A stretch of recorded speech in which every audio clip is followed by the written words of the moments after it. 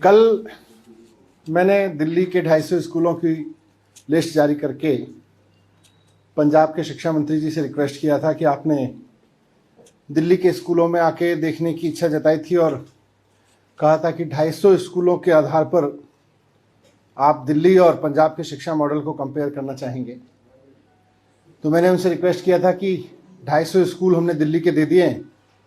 वैसे तो कितने भी स्कूल आप मांग लें, लेकिन 250 स्कूल आपने बात की, हमने 250 स्कूलों की लिस्ट दी थी और रिक्वेस्ट किया था कि शाम तक वो भी पंजाब के 250 स्कूलों की लिस्ट जारी कर दें ताकि कंपेयर किया जा सके कि किसने इंफ्रास्ट्रक्चर पे, टीचर्स ट्रेनिंग पे, रिजल्ट पे, बच्चों के ओवरऑल लर्निंग आउटकम पे, पूरे शिक्षा सुधार पे पंजाब के शिक्षा मॉडल में ज़्यादा अच्छा काम हुआ है कांग्रेस के, या दिल्ली के शिक्षा मॉडल में केजरीवाल जी के मॉडल में ज़्यादा अच्छा काम हुआ है, और पंजाब की जनता तय कर लेगी।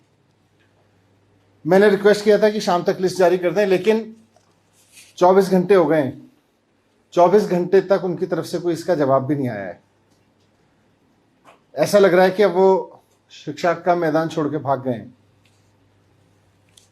जब मैंने कहा था 10 स्कूल देख लीजिए तो उन्हें लगा कि शायद हम 10 स्कूल पर कुछ डिफेंस करेंगे। हमने कहा 250 स्कूल देख लीजिए। तो अब लग रहा है कि वो मैदान छोड़ के भाग रहे हैं।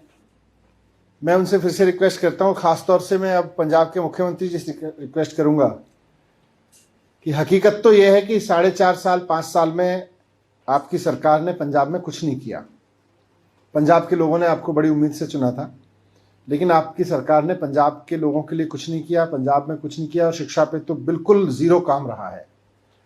वैसे में आपके शिक्षा मंत्री जी जो नए मंत्री बने हैं वो दावा कर रहे थे कि बहुत काम हुआ है और बहुत अच्छा काम हुआ है पंजाब के शिक्षा मॉडल में, और पंजाब के स्कूल तो बहुत शानदार हो गए हैं। तो वो तो मैदान छोड़ के भाग गए हैं। अब मैं चन्नी साहब से रिक्वेस्ट करूंगा कि शाम तक आप 250 स्कूलों की लिस्ट दे दें, क्योंकि पंजाब के लोगों को ये हक तो बनता है कि पंजाब की सरकार ने पिछले 5 साल में क्या किया है शिक्षा पे।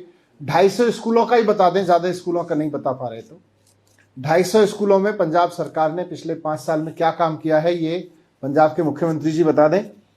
12वीं क्लास तक के 250 स्कूलों की लिस्ट दे दें और बताएं कि वहाँ शिक्षा सुधार पे, टीचर ट्रेनिंग पे, वहाँ के प्रिंसिपल्स की ट्रेनिंग पे, वहाँ के रिजल्ट्स पे, वहाँ के बच्चों के IIT JEE जैसे बड़े बड़े कॉम्पिटिशन्स को पास करने पे, वहाँ के इंफ्रास्ट्रक्चर फैसिलिटीज़ पे क्या काम किया है। मुझे उम्मीद है कि चन्नी साहब मैदान छोड़ के नहीं भागेंगे, वो बताएंगे कि उन्होंने क्या किया है, और अगर कहीं नहीं किया है तो वो ये भी मानेंगे कि नहीं किया है। Thank you. सर, एक और सवाल है सर कि आज भी पार्लियामेंट में, लोकसभा में किसान बिल को वापस किया गया, आपका इनिशियल कमेंट? नहीं, ये तो जैसा मैंने पहले भी कहा था, ये तो किसानों के लिए बहुत बड़ी जीत है उनकी, और देश भर के किसानों को इसके लिए बधाई। देश भर के किसान आंदोलनों को, जो आंदोलन के नेता हैं, उनको इस बात के लिए बधाई कि उन्होंने बहुत धैर्यपूर्वक 1 साल लंबा आंदोलन चलाया और देश की लोकसभा को एक कानून जो उसने पास किया था और तमाम चीज़ों को दरकिनार करके लोकसभा राज्यसभा में ज़बरदस्ती पारित किया गया था, उसको वापस लेने पे मजबूर किया। तो मैं इस आंदोलन की सफलता के लिए, इस आंदोलन की जीत के लिए किसानों को बधाई देता हूं, और उम्मीद करूंगा कि लोकसभा भी और केंद्र सरकार भी उन किसानों से माफ़ी मांगेगी जिनका कोई अपना इस आंदोलन में शहीद हुआ, और जितना नुकसान हुआ है उसके लिए भी माफ़ी मांगेगी।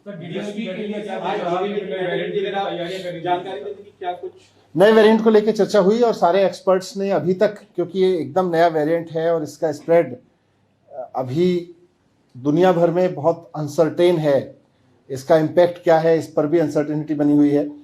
तो ये कैसे रिएक्ट कर रहा है नया वेरिएंट, सब लोग इसको लेकर दुनिया भर में चिंतित हैं। आज हमारे जो भारत सरकार के एक्सपर्ट्स हैं उन्होंने पूरा एक अभी तक की जितनी भी जानकारियां मिली हैं उसके बारे में DDMO को अवगत कराया, और उन्होंने भी कहा कि हम भी नज़र रखे हुए हैं, सरकारें भी नज़र रखेंगी, लेकिन अपनी तैयारियों में कोई कोताही नहीं करेंगी। वो चाहे वेरिएंट कितना डेडली है और कितना नहीं है, वैक्सीन पे इसका कितना असर पड़ रहा है नहीं पड़ रहा, ये सब चीज़ें अभी बहुत आगे कुछ समय में, आने वाले कुछ समय में क्लियर हों। नहीं, तैयारियां तो यह है कि अगर केसेस बढ़ते हैं किसी भी कारण से तो उस वक्त कितने बेड्स की जरूरत पड़ेगी, क्या जरूरत पड़ेगी, कैसे जरूरत पड़ेगी, उसके लिए मई और जून के अनुभव को देखते हुए, अप्रैल मई जून के अनुभव को देखते हुए दिल्ली सरकार पहले से तैयारियां कर रही थी। और हमारा जो रामलीला मैदान का या दिलशाद गार्डन का जो हमने एक्स्ट्रा फैसिलिटीज़ वहाँ बनाई थी, बाकी सब जगह भी हमारी एक्स्ट्रा बेड फैसिलिटीज़ अलर्ट पे हैं। डेंगू के कारण जो थोड़ा बहुत कन्वर्जन हुआ था, डेंगू के नीचे होने के बाद वापस हम उसको उधर शिफ्ट कर ही देंगे। और इसके अलावा भी अगर कुछ जरूरत पड़ेगी तो उसके लिए भी तैयार है। एक second Sir, Civil Aviation Secretary was also there in the meeting. Did the question of banning flights come up in the meeting, or any more precautions being taken for monitoring? नहीं, पूरी प्रिकॉशन बरत रही है, फिर वो भारत सरकार सारे उस पर निर्णय लेगी। देखिए, थैंक यू।